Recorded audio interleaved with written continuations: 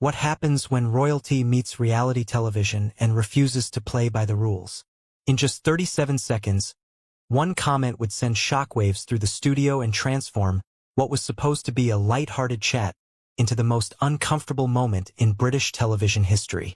The lights were bright that evening in the studio. Jonathan Ross sat behind his desk, the same desk where he'd interviewed hundreds of celebrities over the years. His smile was warm and welcoming as always. The audience buzzed with excitement. They had come to see something special. A real prince.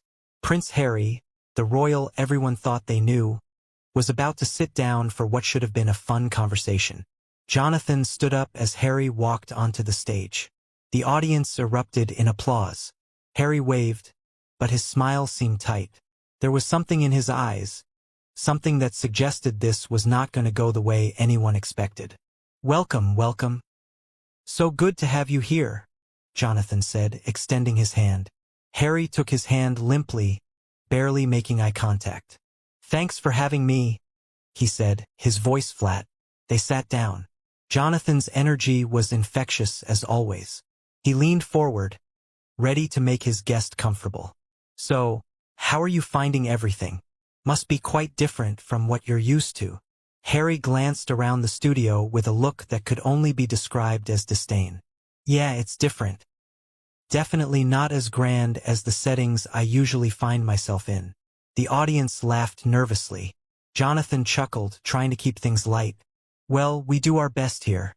Not quite palace standards, but we like to think we've got our own charm." Harry didn't laugh. Instead, he shifted in his seat, already looking uncomfortable. "Right?" was all he said. Jonathan pressed on, determined to break the ice. "So, I've got to ask, what made you decide to come on the show?" "We were thrilled when we heard you wanted to join us." Harry leaned back, crossing his arms. "Well, my people said it would be good for my image. Connect with the common people and all that. Show them I'm relatable." The temperature in the room seemed to drop. Jonathan's smile faltered for just a moment before he recovered. "The common people. Well, I suppose that's one way to describe our wonderful audience here tonight." The audience shifted uneasily in their seats. A few people exchanged glances. This wasn't going the way anyone had hoped. Jonathan tried to steer the conversation to safer ground. "Let's talk about your recent projects. You've been involved in some wonderful charity work." Harry waved his hand dismissively. "Oh yes, the charity stuff. It's what we do, isn't it?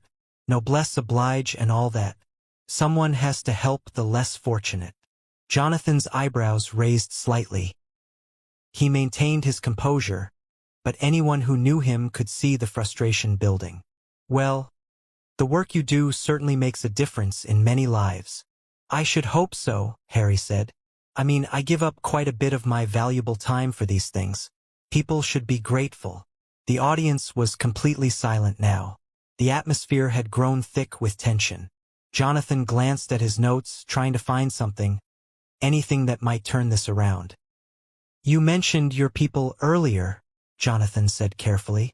"Your advisors, your team. How do they help you navigate public life?" Harry snorted. "Please. They're there to handle the boring details while I focus on what matters. I don't need advice on how to live my life. I was born into this. I know what I'm doing." Jonathan nodded slowly, his jaw tightening. "I see. And what about the people who support you? Your fans? The public who follow your work? What about them?" Harry asked, genuinely seeming confused by the question. "Well," Jonathan said, choosing his words carefully, "don't you think they deserve respect? They're the ones who care about what you do, who support your causes." Harry laughed, but there was no warmth in it. "Respect? Jonathan, let's be honest here. They love me because of who I am, because of my title. They don't really know me, and frankly, I don't need to know them. That's just the way it works." Jonathan's smile had completely disappeared now. His eyes were sharp, focused. "Is that really what you think? That people only care about your title?" "Of course," Harry said, as if it were the most obvious thing in the world. "Take away the crown and who am I? Just another person. But I have the crown, so I'm special. That's the reality. The audience was shifting uncomfortably now. Murmurs rippled through the crowd. Jonathan sat back in his chair, studying his guest with a mixture of disbelief and disappointment. You know, Jonathan said slowly, I've interviewed a lot of people over the years. Actors, musicians, politicians, even other members of royalty. And I've got to say, I'm finding this conversation quite surprising. Harry shrugged. Surprising how? Because I'm being honest? Because I'm not putting on a show for everyone. No, Jonathan said, his voice firm now. Surprising because I expected better. Because the people sitting in this audience, the people watching at home, they deserve better than to be called common. They deserve better than to be treated like they're beneath you. Harry's face flushed red. Excuse me? Are you seriously lecturing me right now? Do you know who you're talking to? Yes, Jonathan said calmly.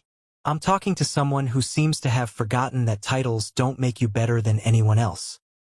Someone who's sitting in a studio full of people who took time out of their lives to come see you, and you're treating them like they're not worthy of basic respect. The audience erupted in applause. They had been silent for so long, watching this train wreck unfold. But Jonathan's words struck a chord. These were regular people, working people, people who had been called common by someone who was supposed to serve them. Harry stood up abruptly, his chair scraping against the floor. This is ridiculous. I don't have to sit here and be spoken to like this. Not by you, not by anyone. Jonathan remained seated, calm and collected. You're absolutely right. You don't have to sit here. But let me ask you something. What exactly did you expect? Did you think you could come on national television, insult an entire audience, dismiss the people who support you, and everyone would just smile and nod? I expected professional courtesy, Harry snapped. I expected to be treated with the respect I deserve. Jonathan stood up now, meeting Harry's glare with steady eyes. Respect is earned, not inherited. And right now, you're not showing much of it to anyone here. Harry's mouth opened and closed. He looked around the studio, at the cameras, at the audience staring at him with a mixture of shock and disapproval. For a moment, it seemed like he might say something else. But then his expression hardened. Do you have any idea what kind of life I lead? Harry said, his voice rising. The pressure, the constant scrutiny. You sit here in your little studio and judge me, but you don't know what it's like. You're right, Jonathan said quietly. I don't know what it's like to be you, but I do know what it's like to work hard for everything I have. I know what it's like to earn my place in this industry without a title to fall back on. And I know what it's like to appreciate the people who make my job possible. These people here, they're not beneath anyone. They're the reason shows like this exist. The audience applauded again, louder this time. Harry's face was crimson now, a mixture of anger and something else. Embarrassment, perhaps, or maybe just frustration that things weren't going his way. This is absurd, Harry said. I'm not going to stand here and be humiliated. Nobody's humiliating you, Jonathan replied. You're doing that all by yourself. Every word out of your mouth since you sat down has been about how you're better than everyone else, how your time is so valuable, how we should all be grateful for your presence. Well, I've got news for you. That's not how the world works. Not here, anyway. Harry pointed a finger at Jonathan. You have no right to speak to me this way. I could make one phone call and end your career. The studio went deathly quiet. That threat hung in the air like a storm cloud. Jonathan didn't flinch. He didn't blink. He simply stared at Harry with an expression of profound disappointment. Is that so? Jonathan said softly. You're going to threaten me now? On my own show? In front of all these people? Harry seemed to realize he'd gone too far, but his pride wouldn't let him back down. I'm just stating facts. People listen to me. People with power. Jonathan shook his head slowly. You know what the saddest part of this is? You actually believe that. You actually think power and titles make you untouchable. But let me tell you something. The people who truly have power are the ones who treat others with dignity. The ones who lift people up instead of putting them down. The ones who understand that we're all just trying to get through this life together. The audience erupted again. Some people were on their feet now, applauding Jonathan's words. Harry looked around, bewildered, as if he couldn't understand why everyone was against him. "This is unbelievable," Harry muttered. "Absolutely unbelievable." "What's unbelievable," Jonathan said, "is that you came here tonight and showed your true colors. You had a chance to connect with people, to show them who you really are beyond the headlines and the photographs. And instead, you insulted them. You talked down to them. You made it clear that you think you're better than everyone in this room." Harry's hands were shaking now. Whether from anger or nerves, it was hard to tell. "I don't have to listen to this. I'm leaving." "By all means," Jonathan said, gesturing toward the exit. "The door's right there. But before you go, I want you to think about something.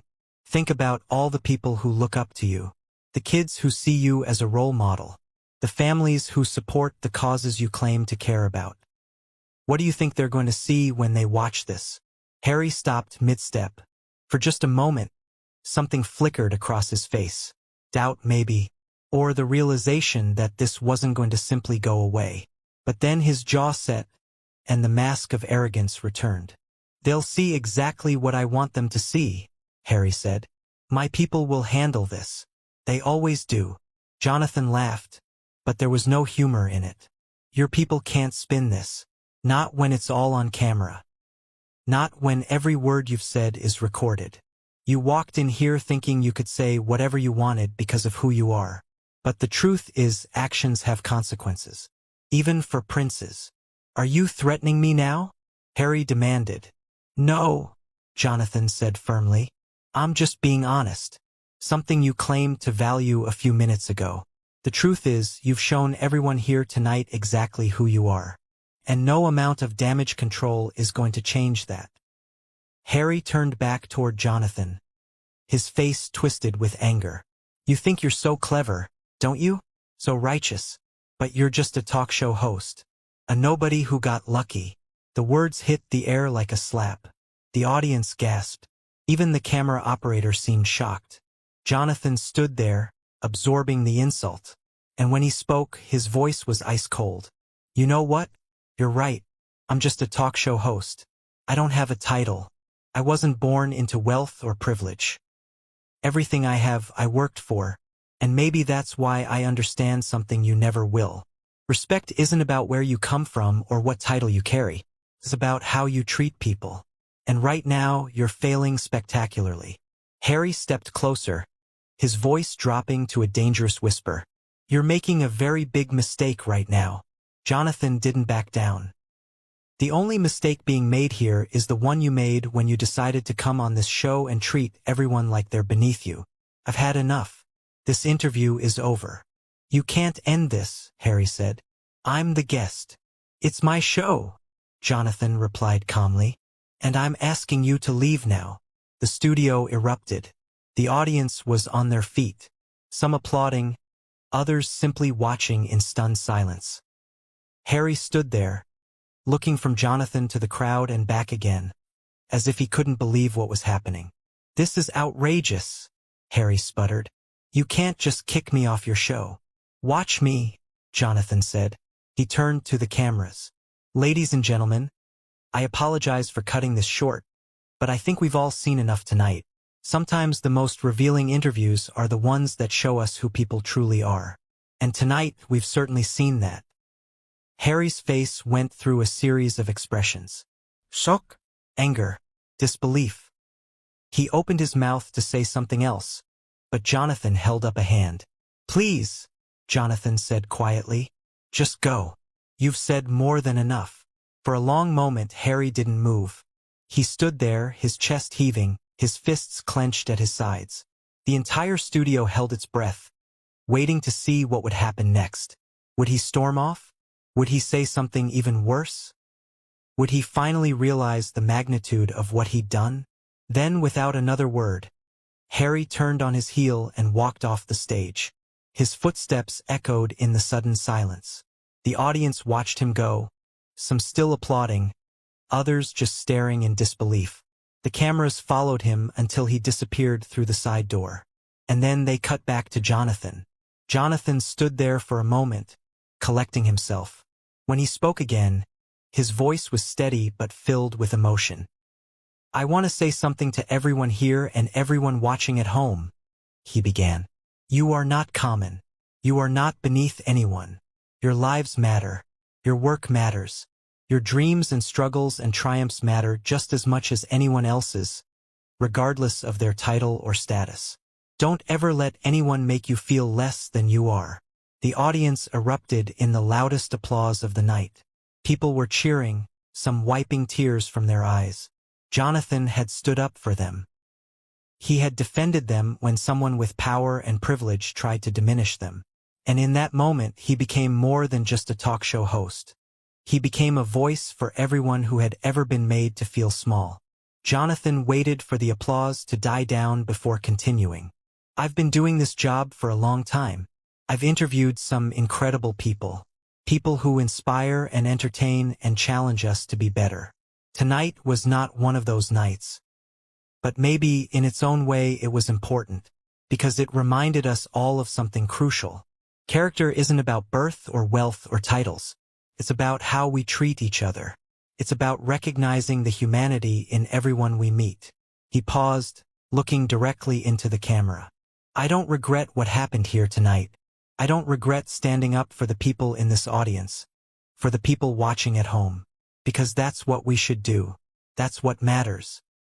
Not protecting the egos of people who think they're untouchable, but protecting the dignity of everyone else." The applause came again, wave after wave of it. Jonathan smiled, a genuine smile this time, and gave a small bow. "Thank you all for being here tonight, for being part of this, for reminding me why I love this job, even on nights like this.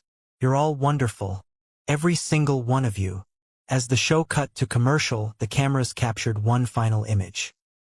Jonathan Ross standing alone on the stage, looking out at an audience that had witnessed something unprecedented.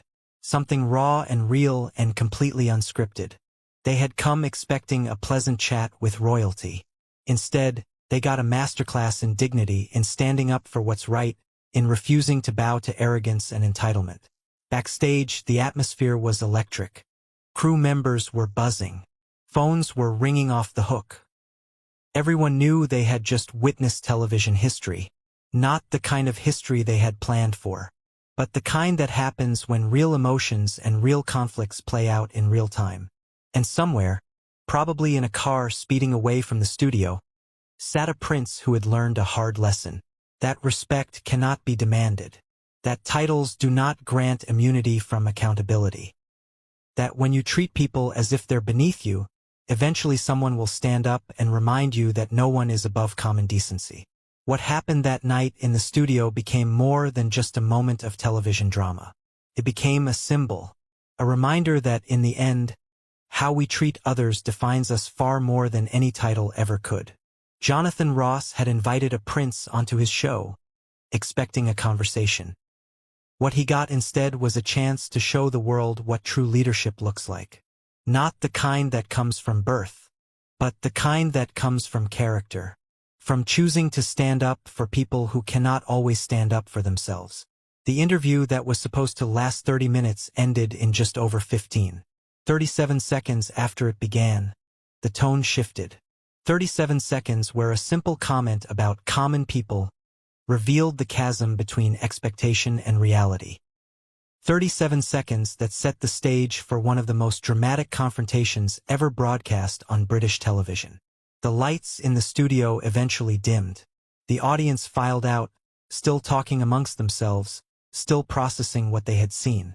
The cameras were turned off. The microphones went silent. But the impact of that night would echo far beyond the studio walls. It would become a story told and retold. A moment when someone with everything met someone who had earned everything. And the person who had earned it refused to be intimidated. Jonathan Ross went home that night knowing he had done the right thing. Not the easy thing, not the safe thing, but the right thing. He had looked privilege in the eye and refused to blink. He had heard arrogance and called it out. He had witnessed entitlement and shut it down. And in doing so, he had reminded everyone watching that sometimes, just sometimes, the good guy wins. Not because of titles or power or connections, but because of something far more powerful. The simple courage to stand up and say, "Enough is enough." Before the final confrontation, there was another exchange that revealed even more about Harry's character. Jonathan had asked about his recent visit to a children's hospital. "Let's talk about your recent visit to the children's hospital," Jonathan said. "That must have been rewarding." Harry waved his hand dismissively. "Oh, that. Yes, well, the photographers got some good shots. My team was pleased with the coverage." Jonathan's eyebrows shot up. "The coverage? What about the children you met? What about them? What about them?" Harry asked, genuinely seeming perplexed. "Well, didn't you enjoy meeting them? Didn't it mean something to you to brighten their day?" Harry shrugged. "I suppose it was nice for them. They seemed excited. But honestly, these events all blur together after a while. Shake some hands, smile for the cameras, move on to the next thing. It's just part of the job." Someone in the audience gasped audibly. Jonathan leaned forward, his voice careful but firm. "Part of the job? These are sick children we're talking about. Children who are fighting for their lives. And you're saying it's just part of the job?" Harry's face hardened. "Look, I don't have time to form emotional attachments to every person I meet. If I did that, I'd never get anything done. I show up, I do what's expected, and that's enough. They get their royal visit. I get positive press. Everyone wins." The tension in the room was now unbearable. Jonathan sat back, studying Harry with barely concealed disgust. "Everyone wins? Tell me, do you actually hear yourself right now? Do you understand what you're saying?" "I'm being honest," Harry insisted. "Isn't that what people always say they want? Honesty. Well, here it is. This is how things work in my world." "Your world," Jonathan repeated slowly. "Your world sounds like a very cold and lonely place." Harry laughed bitterly. "Cold? Maybe. But it's reality. And unlike most people, I don't have the luxury of pretending otherwise. I have responsibilities, obligations. I can't just go around feeling things for every person who crosses my path." "Feeling things?" Jonathan's voice rose slightly. "You're talking about basic human compassion. Like it's some kind of inconvenience. Like caring about people is beneath you." "It's not beneath me," Harry snapped. "It's just not practical. You don't understand the demands on my time. Every minute is scheduled. Every appearance is planned. I can't afford to get bogged down in emotions." Jonathan shook his head in disbelief. "You know what I think? I think you're hiding behind your schedule and your obligations because it's easier than actually connecting with people. It's easier to keep everyone at arm's length and pretend you're too important to care." Harry's jaw clenched. "You don't know anything about me." "I know what you've shown me tonight," Jonathan replied. "And I've got to tell you, it's not a pretty picture. You've insulted my audience. You've reduced charity work to a photo opportunity. You've talked about sick children like they're just items on a checklist. And now you're sitting here defending it all like there's nothing wrong with any of it." The audience murmured their agreement. Harry looked around, his expression growing more defensive by the second. "You're twisting my words." "Am I?" Jonathan asked. "Because from where I'm sitting, I'm just repeating what you said. Your words, your attitude, your complete lack of regard for the people around you." That was when Harry stood up. That was when he made his threat about ending Jonathan's career. That was when the gloves truly came off. When Jonathan finally asked Harry to leave, there was a finality to it. This wasn't a suggestion. This wasn't a request that could be negotiated. This was the host of the show in his studio, exercising his right to protect his audience from someone who had shown nothing but contempt for them. The walk off the stage was long. Each step echoed in the silent studio. The audience watched, transfixed, all with the knowledge that they were witnessing something historic. As the door closed behind Harry, the tension finally released. And then came the applause. Thunderous, sustained, genuine. Applause for a man who had done something brave. The world would talk about that interview for a long time. They would analyze every word, every gesture, every moment of tension. But at its core, the story was simple. A prince came to a show expecting deference and walked away with a lesson. A host welcomed a guest and ended up defending his audience. And somewhere in between those 37 seconds and the final moment when Harry walked off the stage, television captured something rare and precious. The truth. The cameras had captured it all. The tension, the confrontation, the exit, and the quiet dignity of a host who refused to be disrespected on his own show. In the end, the story was not about Prince Harry's anger or Jonathan Ross's calm. It was about something deeper, something more universal. It was about the simple truth that no one is above basic courtesy. No one is too important to treat others with respect. No one is so special that the rules do not apply to them. Harry walked into that studio believing he was above those rules. He walked out learning that he was not. And Jonathan sat there, steady and composed, having proven that sometimes the most powerful response is simply to refuse to engage with someone who is determined to bring you down. The 37 seconds of tension would be replayed for years. The exit would be analyzed and debated. The fallout would continue to unfold. But one thing was clear. On that night, on that set, in front of that stunned audience, a line had been drawn, and everyone knew which side they were on.